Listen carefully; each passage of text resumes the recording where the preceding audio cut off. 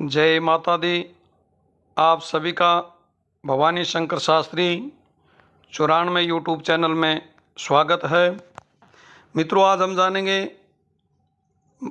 शारदीय नवरात्रि अष्टमी व नवमी व्रत कब है और कब नवरात्रियों का समापन होगा। तो उससे पहले हम आपको जानकारी दे रहे हैं नवरात्रा करने का क्या महत्व है। जो नवरात्रों में पूजा पाठ यज्ञ इत्यादि करते हैं उसमें आपको क्या फल मिलता है। तो नवरात्रि का पर्व नव निर्माण के लिए होता है, चाहे आध्यात्मिक हो या भौतिक।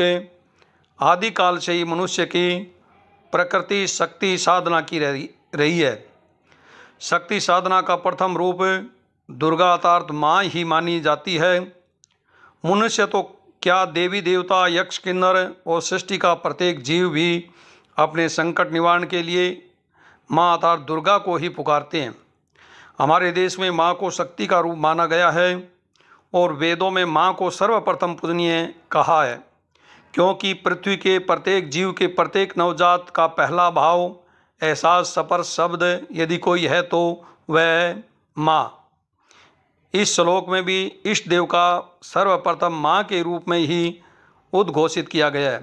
त्वमेव माता च पिता त्वमेव, त्वमेव बंधु सखा त्वमेव, त्वमेव विद्या द्रविणम त्वमेव, त्वमेव सर्व मम देव देव।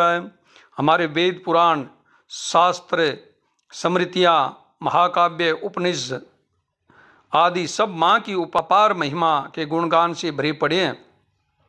असंख्य ऋषियों मुनियों तपस्वियों व पंडितों महात्माओं विद्वानों दर्शन शास्त्रियों साहित्यकारों आदि ने भी माँ के प्रति पैदा होने वाली अनुभूतियों को कलमबद्ध करने का भरसक प्रयास किया है।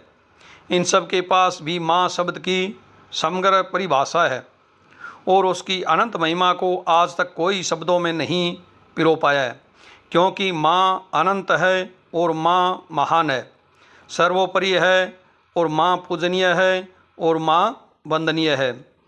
तो नवरात्रि में जिन्होंने व्रत किया उनके लिए अष्टमी व नवमी तिथि को ही समापन करना चाहिए, कन्या भोजन कराना चाहिए। तो आइए जानते हैं इस वर्ष शारदीय नवरात्रि की अष्टमी व नवमी तिथि का व्रत पूजन करना कब उचित रहेगा। यानी अष्टमी तिथि 10 अक्टूबर गुरुवार को दोपहर 12:32 से शुरू होगी, जो अगले दिन 11 अक्टूबर शुक्रवार को दोपहर 12:07 तक रहेगी।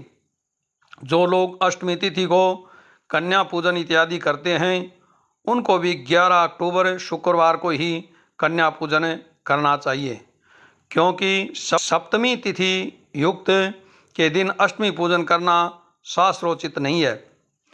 और नवमी तिथि को 11 अक्टूबर शुक्रवार को दोपहर 12:06 पर शुरू होगी, यानी 12 अक्टूबर शनिवार को 10:58 तक नवमी तिथि रहेगी। तो नवमी तिथि आप 11 अक्टूबर को भी मना सकते हैं और 12 अक्टूबर को भी मना सकते हैं, और 12 अक्टूबर को विजयदशमी भी रहेगी।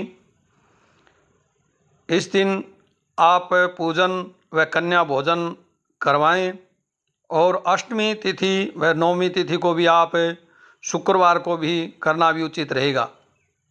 और विजयदशमी 12 अक्टूबर को आप बनाएं, कन्या भोजन कराएं और हवन इत्यादि शुरुआत करना अच्छा रहेगा। और कन्या भोजन करा करके कन्याओं का मान सम्मान करें। एक बटुक भैरव के नाम से एक लड़के को भी भोजन कराना चाहिए और माँ भगवती को हलवा पूरी चने की सब्जी का भोग लगाना चाहिए। इससे माता प्रसन्न होती है और शुभ आशीर्वाद प्रदान करती है।